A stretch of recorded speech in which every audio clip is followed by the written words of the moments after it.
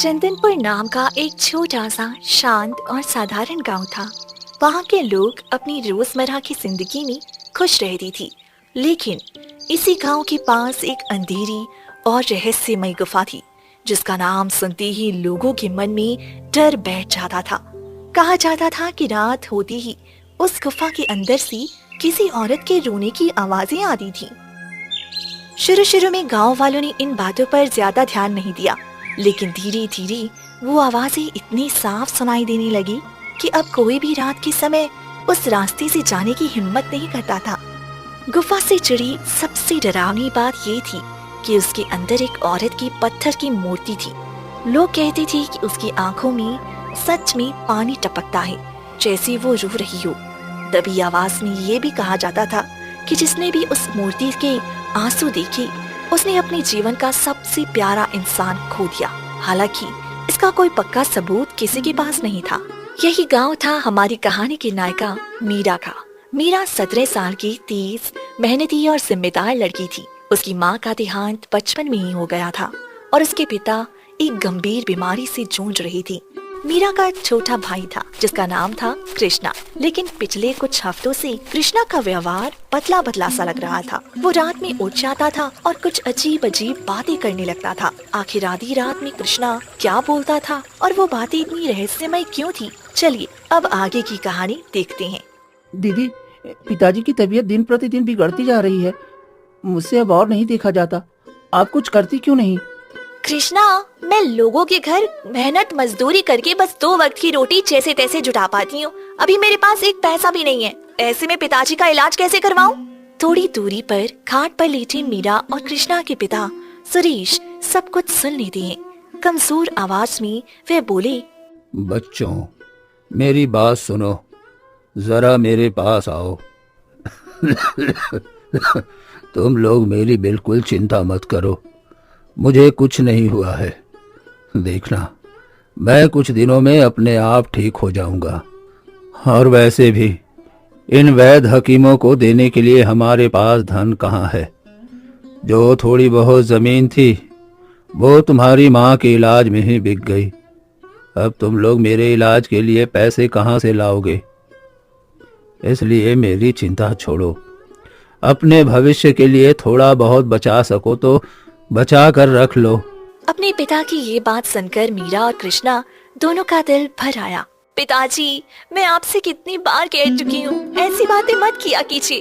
आपको कुछ नहीं होगा। मैं जैसे भी करके आपका इलाज जरूर करवाऊंगी। अपनी छोटी छोटी बच्चों की मुंह से ऐसी बातें सुनकर सुरेश की आंखों से आंसू बहने लगे।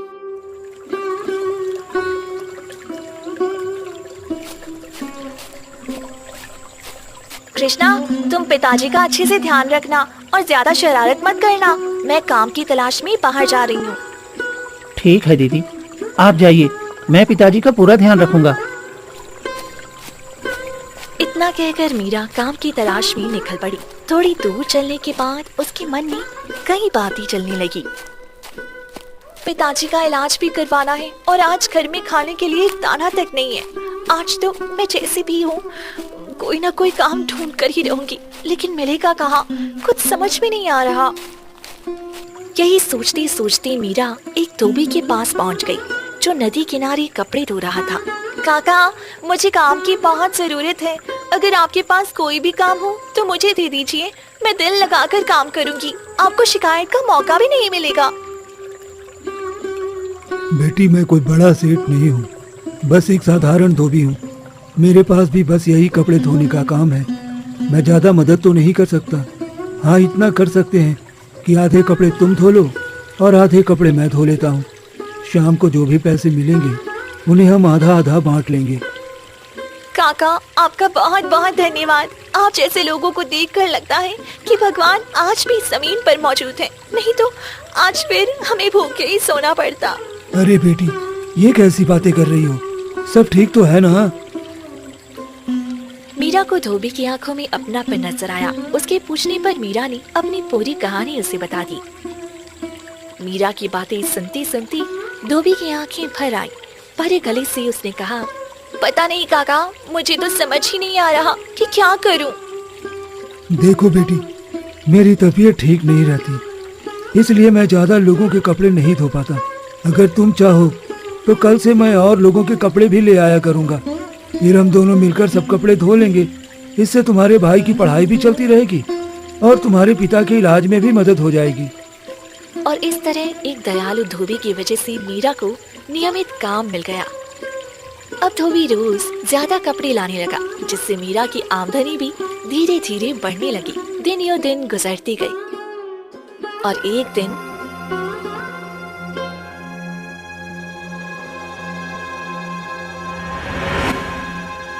आ रहा हूँ। हाँ, मैं आ रहा हूँ। तुम चलो, मैं तुम्हारे पीछे पीछे आ रहा हूँ। कृष्णा की बड़बड़ाहट सुनकर मीरा की नींद खुल गई। उसने देखा कृष्णा बिस्तर पर बैठा हुआ है। कृष्णा, ये क्या कर रहा है? आधी रात को क्या बोल रहा है तू? मीरा की आवाज सुनते ही कृष्णा जैसे अचानक होश में आ गया। ऐसा लगा मानो वो किसी और के वश में था और अब वापस लौट आया हो। दीदी, दीदी, आज भी कोई मुझे बुला रहा है। आप सुन रही हो ना वो आवाज? वो मुझे गुफा में बुला रही है। कृष्णा, वहाँ कोई नहीं है, कोई आवाज नहीं दे रहा। तूने जरूर कोई बुरा सपना देखा होगा। नहीं दीदी, मैं सच कह रहा हूँ। मुझे अभी भी वो आवाज सुनाई दे रही है। ये पहली बार नहीं था जब कृष्णा आधी रात को उठकर गुफा की बात कर रहा था। पहले भी एक दो बार ऐसा हो चुका था, लेकिन अब ये रोज रोज होने लगा था। मीरा का दिल अंदर ही अंदर कांप जाता था, लेकिन वो अपना डर चेहरे पर आने नहीं देती थी।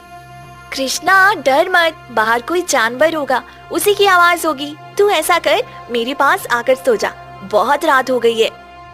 ठीक है दीदी। इतना कहकर कृष्णा उस आवाज को नजरअंदाज करने की कोशिश करता हुआ फिर से सो गया। लेकिन उसके मन का डर हर दिन थोड़ा थोड़ा बढ़ता जा रहा था। इसी तरह कई हफ्ते बीत गए।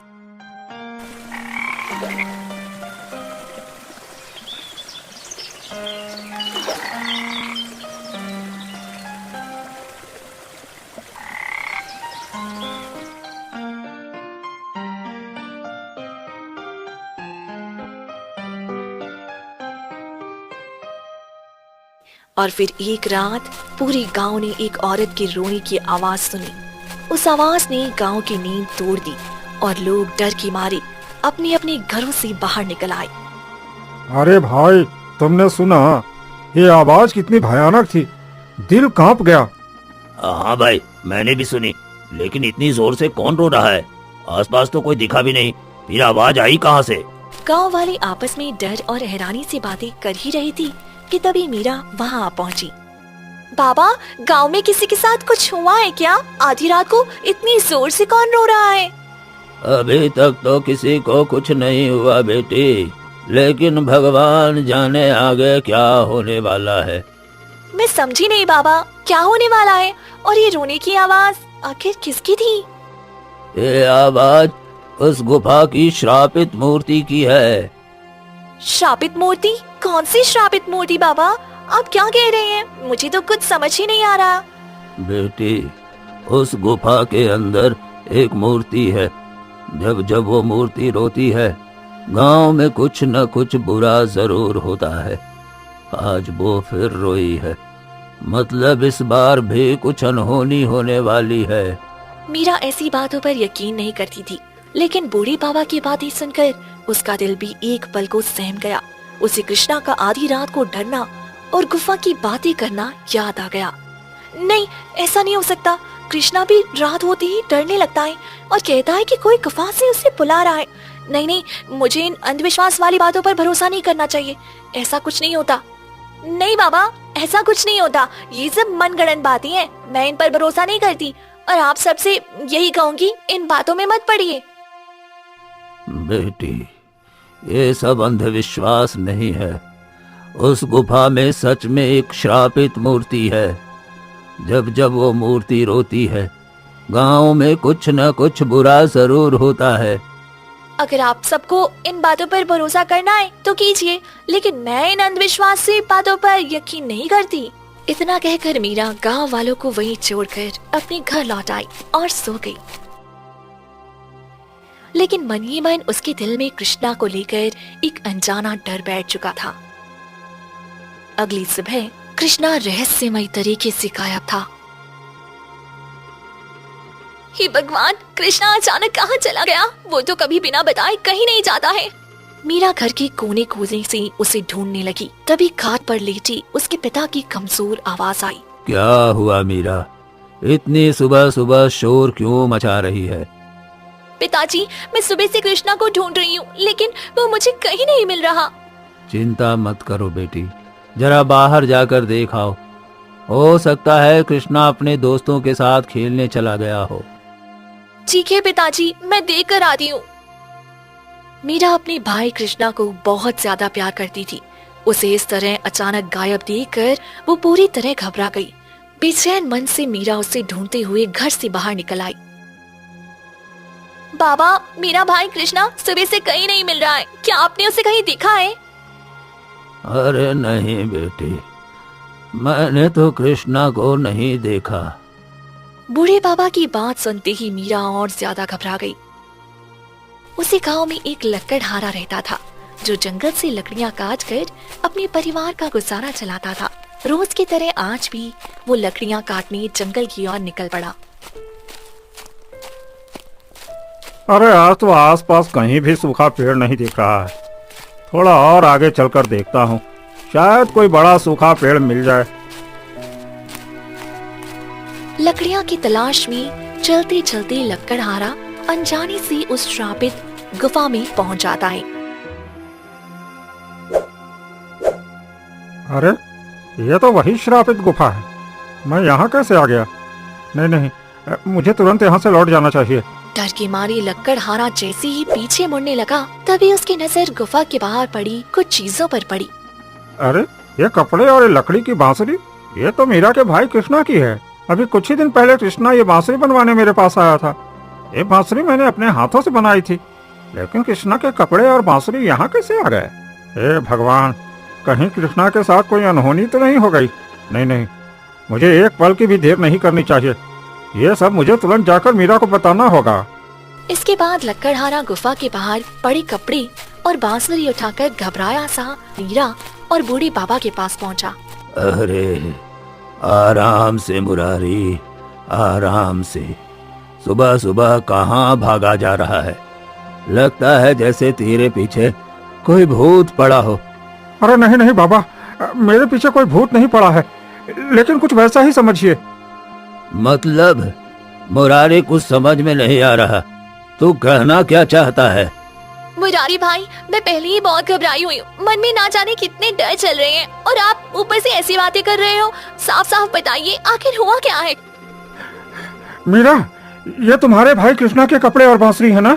लकड़हारे के हाथों में अपने भाई का सामान देखकर मीरा पल भर के लिए सन्न रह गई। उसके चेहरे पर हैरानी साफ झलकने लगी। अरे अरे, मैं कब से कृष्णा को ढूंढ रही हूँ, लेकिन वो कहीं नहीं मिल रहा। मेरा मन बहुत घबरा रहा है और ऊपर से उसके कपड़े और बांसुरी आपके पास। ये सब कैसे आया? वो है कहाँ? देखिए, आप मुझे सच सच बताइए, आज तो मैं उसे छोड़ूंगी नहीं। मीरा, आज सुबह मैं जंगल में लकड़ियां काटने गया था, तभी मुझे ये सारा सामान उस श्रापित गुफा के पास मिला। मीरा अपने भाई कृष्णा से बेहद प्यार करती थी। यही कारण था कि लकड़हारे की बात सुनते ही मीरा पर मानो बिजली सी गिर पड़ी। अरे मुरारी, तू होश में भी है या नहीं? ये कैसी उल्टी सीधी बातें कर रहा है? भला इतना छोटा बच्चा, और वो भी उस श्रापित गुफा के पास क्यों जाएगा? हाँ बोल। हे भगवान, नहीं नहीं, ऐसा नहीं हो सकता। मुरारी भाई, क्या सच में आपको ये सारा सामान उस श्रापित गुफा के बाहर मिला था? हाँ मीरा, मैंने तुमसे कुछ भी झूठ नहीं कहा। जो कुछ भी मैंने तुम्हें बताया वो सब सच है। मीरा बिना कुछ कहे दौड़ती हुई अपने बीमार पिता के पास पहुंच गई। बेटी, तुम्हें कृष्णा मिला क्या? और तुम्हारे चेहरे पर इतनी चिंता क्यों दिखाई दे रही है? अरे सब ठीक तो है ना? वो पिताजी। क्या बात है बेटी, तुम रो क्यों रही हो? मुझे कुछ ठीक नहीं लग रहा। बताओ क्या बात है? मेरा बेटा कृष्णा ठीक तो है ना? इसके बाद मीरा अपने पिताजी को सब कुछ बता देती है। मीरा के बात सुनते ही सुरेश बेहद परेशान हो जाता है। लेकिन बेटी, कृष्णा का सामान उस श्रापित गुफा के बाहर कैसे मिला? हे भगवान, मेरा बेटा न जाने इस समय किस हालत में होगा। अगर मेरे बेटे को कुछ हो गया तो मैं तो जीते जी मर जाऊंगा। इस भयानक घटना के बाद पूरे गांव में दहशत फैल गई थी। हर कोई डर और अफवाहों में जी रहा था। लेकिन इन सब मनगढ़ंत कहानियों पर मीरा फिर भी विश्वास नहीं कर पा रही थी। वहीं दूसरी ओर अपने बेटे के बारे में सुनकर सुरेश फूट फूट कर रो रहा था। हे भगवान, मैं तो अपने बच्चों के सहारे जिंदगी के बचे हुए दिन जैसे तैसे काट रहा था, लेकिन तूने मेरा वो सहारा भी मुझसे छीन लिया। अब तो मेरे पास जीने का कोई अर्थ ही नहीं बचा। न जाने मेरा बेटा इस समय किस हालत में होगा। पिताजी, आप चिंता मत करिए, कृष्णा को कुछ नहीं होगा। बेटी, तुम ये कैसी बातें कर रही हो? कृष्णा का सामान उस श्रापित गुफा के बाहर मिला है और उस गुफा के अंदर जो भी गया वो आज तक दोबारा लौट कर नहीं आया। फिर तुम कैसे कह रही हो कि कृष्णा को कुछ नहीं होगा? पिताजी, आप सब उस श्रापित गुफा पर यकीन करते हैं, लेकिन मैं इन अंधविश्वास वाली बातों पर बिल्कुल भी भरोसा नहीं करती। मैं उसी गुफा के अंदर जा रही हूँ और बहुत जल्द कृष्णा को ढूंढकर वापस लेकर आऊंगी। नहीं नहीं, बिल्कुल भी नहीं बेटी। उस गुफा के अंदर जो भी गया है वो आज तक लौट कर नहीं आया। जो होना था वो हो चुका। अब मैं तुम्हें इस गुफा में जाने नहीं दूंगा। पिताजी, ये सब कहने की बातें हैं, ऐसा कुछ नहीं होता। आप मेरी चिंता मत कीजिए, मुझे कुछ नहीं होगा। मैं कृष्णा की तलाश में जा रही हूँ और जल्द ही उसे लेकर आऊंगी। सुरेश के लाख मना करने पर भी मीरा नहीं मानी। वो किसी भी अफवाह पर भरोसा नहीं करती थी। उसके लिए गुफा चाहे जितनी भी डरावनी क्यों ना हो, उसका भाई सबसे ज्यादा जरूरी था। रात का समय था। हाथ में जलती हुई मशाल, दिल में डर और आंखों में हिम्मत लिए मीरा अकेली गुफा की ओर बढ़ चली। बेटी, इतनी रात को मशाल लेकर कहाँ जा रही हो? और तुम्हारा भाई मिला कि नहीं? काका, मैं अपने भाई की तलाश में जा रही हूँ, उसी गुफा की ओर जिसे आप सब श्रापित गुफा कहते हैं। मीरा की बात सुनते ही गांव का आदमी डर गया। उसके चेहरे पर साफ घबराहट झलकने लगी। बेटी, उस गुफा के अंदर जो भी गया है वो आज तक लौट कर नहीं आया, फिर भी तुम वहाँ तक जा रही हो। मैं तो यही कहूँगा, मत जाओ। काका, अब चाहे जो कुछ भी हो, आगे जो होगा देखा जाएगा। मैं अपने भाई को ढूंढ कर ही लौटूंगी, चाहे उसके लिए मुझे कुछ भी करना पड़े। इतना कहकर मीरा वहाँ से आगे बढ़ गई। कुछ ही देर में वो उस श्रापित गुफा के पास पहुँच चुकी थी। तो यही है वो गुफा जिसे लोग श्रापित गुफा कहते हैं। हाँ, देखने में तो ये थोड़ी डरावनी जरूर है, लेकिन मैं इसके अंदर जाऊंगी और अपने भाई कृष्णा को वापस लेकर ही आऊंगी। इतना कहकर मीरा गुफा के अंदर चली गई। चारों तरफ सन्नाटा छाया हुआ था। ना तो कोई आवाज सुनाई दे रही थी और ना ही ऐसा कोई निशान मिला जिससे कृष्णा का पता चल सके। तभी अचानक अंधेरे में एक पत्थर चमकने लगा। पल भर में पूरी गुफा उजाले से भर गई। ये देखकर मीरा चौंक गई। डर मत मीरा, मैं तुम्हें कोई नुकसान नहीं पहुंचाऊंगा। मैं तुम्हारी मदद करने आया हूँ। तुम बहुत हिम्मत वाली लड़की हो। अकेली बिना डरे अपने भाई को ढूंढते हुए यहाँ तक आ गई हो। नुकसान नहीं पहुंचाओगे? लेकिन तुम हो कौन? यहाँ इस गुफा में क्यों हो? और तुम्हें मेरा नाम कैसे पता है? मैं इस गुफा का रक्षक हूँ। बहुत समय से यहाँ हूँ। तुम्हारा नाम मुझे इसलिए पता है क्योंकि तुम सच्चे दिल से अपने भाई को बचाने यहाँ आई हो। मीरा का दिल तेजी से धड़क रहा था। डर के साथ साथ उसके मन में जिज्ञासा भी थी, लेकिन भाई को ढूंढने की चिंता उस डर से कहीं ज्यादा थी। मेरे भाई का सामान गुफा के बाहर मिला था और उसके बाद से वो कहीं नहीं मिला। अगर तुम सच में इस गुफा के रक्षक हो तो मुझे बताओ, मेरा भाई कहाँ है? इस समय की वे किस हालत में है? ठीक है, मैं तुम्हारी मदद जरूर करूँगा। ध्यान से सुनो। कृष्णा को वापस लाने के लिए तुम्हें 3 परीक्षाओं से गुजरना होगा। 3 परीक्षाएं? वो कौन सी हैं? आप मुझे साफ साफ बताइए, मैं जैसे भी हूँ सब पूरी करूँगी। पहली परीक्षा है डर का दर्पण। उस दर्पण में तुम्हें जो भी दिखाई दे उससे डरना नहीं है। हालात चाहे कितने भी भयानक हो, नजर हटानी नहीं है। ठीक है, और बाकी 2 परीक्षाएं क्या है? उसकी चिंता मत करो। जैसे जैसे तुम आगे बढ़ोगी तुम्हें अपने आप समझ में आता जाएगा कि अगला कदम क्या है। हे भगवान, मुझे ताकत दीजिए कि मैं ये सारी परीक्षाएं पार कर सकूं और अपने भाई को सही सलामत वापस ला सकूं। इसके बाद मीरा तीनों परीक्षाओं पार करने के लिए आगे बढ़ जाती है। थोड़ी दूर जाने पर उसने देखा कि कुछ जंगली जानवर आपस में खेल कूद कर रही थी। अरे वाह, जरा देखो, ये जंगली जानवर आपस में कितने प्यार से रह रहे हैं। सब कुछ तो ठीक लग रहा है, लेकिन मुझे समझ नहीं आ रहा कि मुझे परीक्षा देने के लिए क्या करना होगा। अभी तक तो कोई संकेत ही नहीं मिला। ये सोचते हुए मीरा उन जंगली जानवरों को प्यार भरी नजरों से देखने लगती है। तभी अचानक उसके सामने एक दर्पण आकर खड़ा हो गया। मीरा ने जैसे ही दर्पण में देखा, उसका दिल कांप उठा। उसमें उसने अपना सबसे बड़ा डर देखा, अपने पिताजी और अपने भाई को खो देने का डर। उसकी आंखों से आंसू बहने लगे, दिल जोर जोर से धड़कने लगा, लेकिन फिर भी मीरा ने अपनी नजरें दर्पण से नहीं हटाई। थोड़ी देर बाद दर्पण गायब हो जाता है। मीरा पहली परीक्षा पार कर चुकी थी। तभी एक बार फिर शिलालेख प्रकट हुआ। मीरा, तुम पहली परीक्षा पास कर चुकी हो।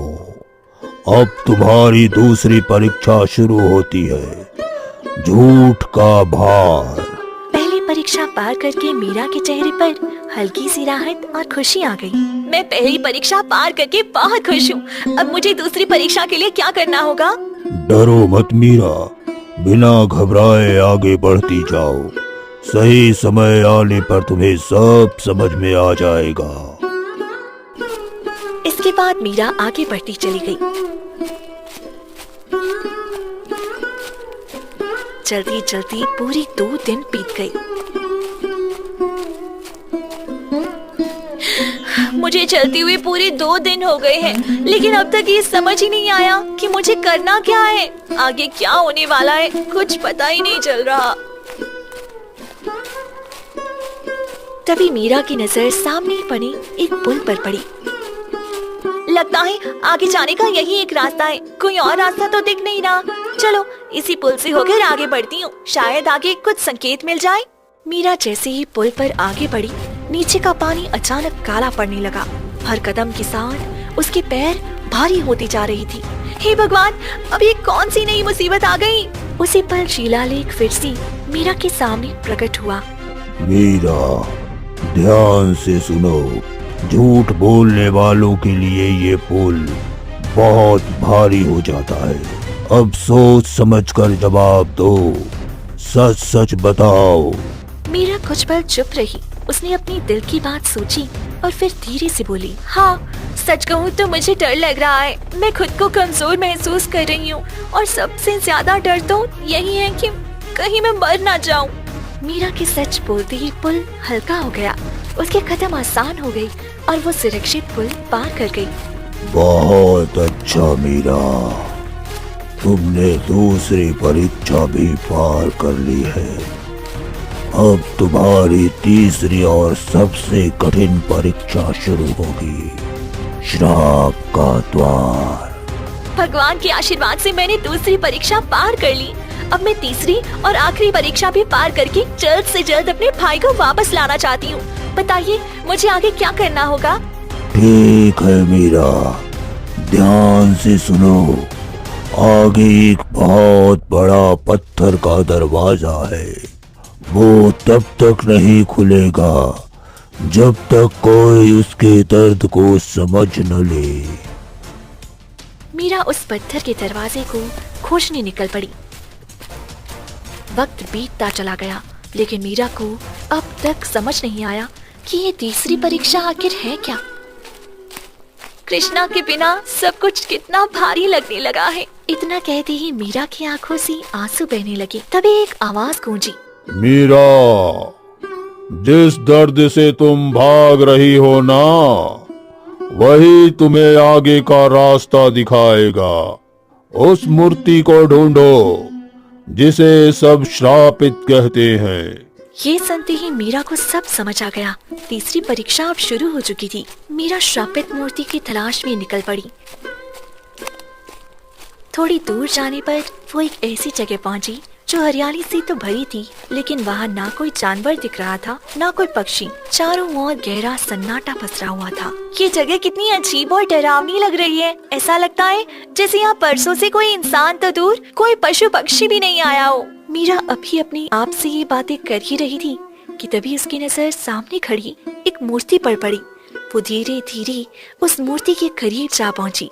अरे, इतने घने जंगल में इंसान की मूर्ति, और ये क्या, इसकी आंखों से आंसू निकल रहे हैं। भला कोई मूर्ति रो कैसे सकती है? एक बार इस आंसू को छू कर देखती हूँ। मीरा ने जैसे ही गिरते हुए आंसू को छुआ, उसी पल उसके दिल से एक बात अपने आप निकल पड़ी। ये आंसू, इनमें किसी गहरे धोखे और दर्द की कहानी छुपी है। मीरा के इतना कहते ही मूर्ति की आंखों से आंसू गिरना बंद हो गई। तभी जोर की आवाज के साथ गुफा का दरवाजा अपने आप खुलने लगा। ये सब देखकर मीरा की आंखें हैरानी से खुली की खुली रह गई। मुझे लगता है शिलालेख जिस श्रापित मूर्ति की बात कर रहा था वो यही है, और अब जब गुफा का दरवाजा खुल गया है तो मुझे अंदर जाकर देखना चाहिए। मीरा ने एक पल भी देर नहीं की और गुफा के अंदर चली गई। अंदर जाकर उसने देखा कि गुफा के भीतर एक खुली सी जगह है। वहाँ कृष्णा समेत कई गांव के लोग मौजूद थे। सब जिंदा थी, लेकिन बाहर जाने का रास्ता बंद होने की वजह से वह फंस गई थी। कृष्णा और बाकी गांव वाले मीरा को देखकर बहुत खुश हुए।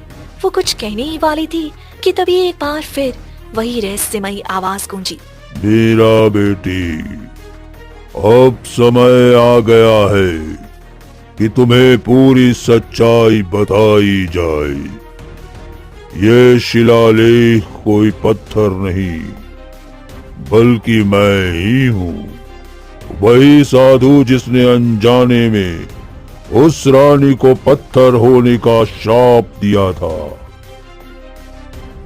मीरा ध्यान से सुनने लगी। उसके मन में डर से ज्यादा जिज्ञासा थी। जिसे तुम आज मूर्ति के रूप में देख रही हो, वो कभी इस राज्य की रानी थी। बहुत दयालु, अपनी प्रजा से सच्चा प्रेम करने वाली। लेकिन उसका पति राजा ऐसा नहीं था। वो अपनी मनमानी करना चाहता था और रानी उसके रास्ते की सबसे बड़ी रुकावट थी। राजा ने मुझे धोखे में रखा। उसने मुझसे कहा कि उसकी पत्नी चरित्रहीन है। सच जानने के लिए मैं महल की ओर चल पड़ा, लेकिन राजा की चाल यही खत्म नहीं हुई। उसी दिन उसने गांव के कुछ लोगों को फांसी देने का हुक्म दे दिया। वे लोग उसकी गलत नीतियों का विरोध कर रहे थे। राजा जानता था रानी उन लोगों को मरने नहीं देगी। जैसा उसने सोचा था वैसा ही हुआ। जैसे ही रानी को पता चला, वो उन लोगों को बचाने के लिए दौड़ पड़ी और उसी समय मैं वहां पहुंच गया। मैंने रानी को रोकने की कोशिश की, उससे बात करना चाहा, लेकिन उस पल रानी के लिए प्रजा की जान सबसे ज्यादा जरूरी थी। उसने मेरी एक न सुनी। क्रोध और भ्रम में मैं उसे श्राप दे दिया। उसी पल वो पत्थर की मूर्ति बन गई। बाद में मुझे सच्चाई पता चली। तब समझ में आया कि असली दोषी राजा था और मैंने एक निर्दोष रानी का जीवन छीन लिया। लेकिन श्राप वापस नहीं लिया जा सकता था। मुक्ति का एक ही रास्ता था। कोई ऐसा इंसान जो उस रानी की तरह हो, सच्चे दिल वाला, निडर और अपनी जान की परवाह किए बिना दूसरों के लिए खड़ा होने वाला। इसी इंतजार में वो रानी हर अमावस्या की रात रोती है। उसके आंसू और उसकी करुण आवाज लोगों को यहाँ खींच लाती है। वो उन्हें कोई नुकसान नहीं पहुंचाती, बस इंतजार करती है। मीरा को अब सब समझ आ चुका था। मेरा तुम्हारा मन बिल्कुल साफ है। अपने भाई के लिए तुम हर डर से लड़ती हुई यहाँ तक आई हो, इसलिए मैंने तुम्हारी मदद की। ये सब सुनकर मीरा पूरी तरह सन्न रह गई। अब उसे समझ आ रहा था कि यहाँ जो कुछ भी हुआ उसके पीछे कितना गहरा दर्द छुपा था। मीरा की आंखों में आंसू भर आए। कभी कभी सच वो नहीं होता जो आंखों से दिखे, सच वो होता है जो दिल महसूस करता है।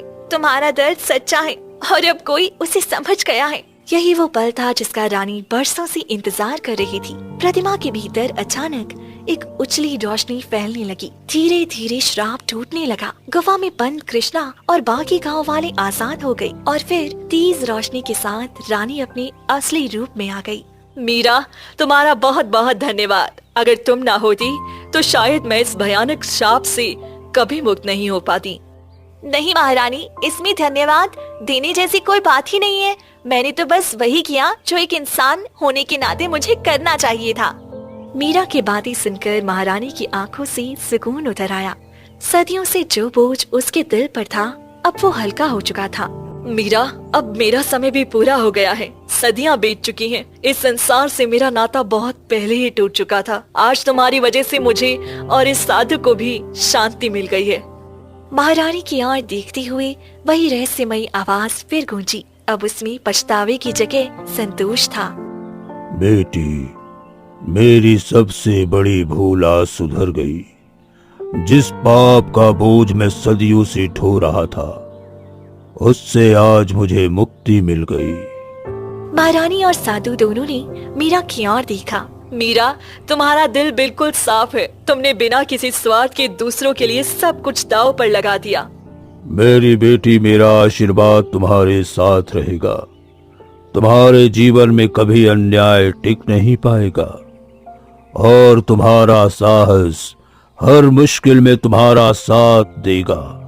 धीरे धीरे महारानी और साधु के चारों ओर एक हल्की सी रोशनी फैलने लगी। वो दोनों उसी रोशनी में मुस्कुराती हुई मीरा को देख रही थी। पल भर बाद वो रोशनी आसमान में खुल गई और महारानी तथा साधु दोनों हमेशा के लिए ओझल हो गए।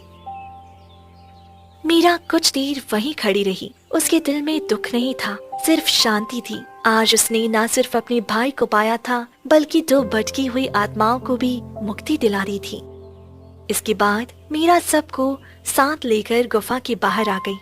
कृष्णा, जब से तू गायब हुआ था मुझे एक पल भी चैन नहीं मिला। अगर तू आज ना मिलता तो शायद मैं तेरी यादों में रो रो कर जीना भी भूल जाती। दीदी, अब आप चिंता मत कीजिए, मैं आपके पास वापस आ गया हूँ और अब आपको छोड़कर कहीं नहीं जाऊंगा। कुछ देर बाद गांव के सभी लोग मीरा की बहादुरी और हिम्मत की तारीफ करने लगे। फिर सब लोग अपने अपने गांव की ओर लौट चले। जिस गुफा से सदियों तक रोने की आवाजें आती थी, आज वहाँ पहली बार सुकून और शांति थी।